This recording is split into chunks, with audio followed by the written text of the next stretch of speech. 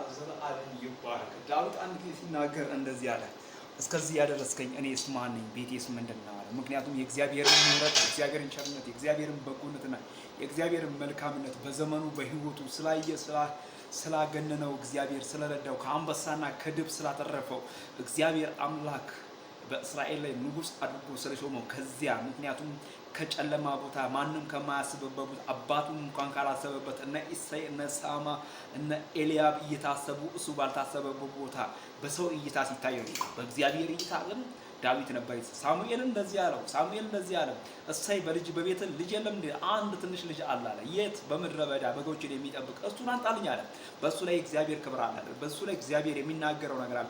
በሱ ላይ የእግዚአብሔር ቸርነት፣ የእግዚአብሔር በጎነት፣ የእግዚአብሔር መልካምነት፣ የእግዚአብሔር ኃያልነትና የእግዚአብሔር ታላቅነት ይገለጣል። ዓለም አመጣው። ከዛም በኋላ ቀባው። ምክንያቱም ከሳኦል ላይ ንግስናውን ወስዶ እግዚአብሔር አምላክ በዳዊት ላይ ዘንድሮ እንደዚህ ይላል።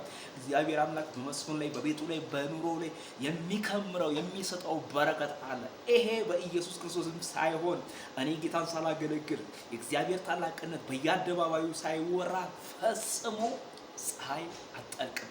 ጌታ ምስክሬ ነው። የእግዚአብሔር ቸርነት፣ የእግዚአብሔር በጎነት፣ የእግዚአብሔር መልካምነት ሲወራ የሚያምረው እንኳን በኔ ነው። ምክንያቱም ለምሳሌ ሞገስ አለ፣ የእግዚአብሔር ክብር አለ በኢየሱስ። እግዚአብሔር በኃይሉ የበረታውን ነገር ያደርጋል። በማን? በኔ በልጁ። ለዚህ ነው የተፈጠርኩት። ጌታ ስሙ ለዘላለም ይባረክ። አምላኬ እንደ ባለጠግነቱ በክብር በክርስቶስ ኢየሱስ የሚያስፈልገውን ሁሉ ይሙላ። ሃሌሉያ። ጌታ ለዘላለም ይመስገን።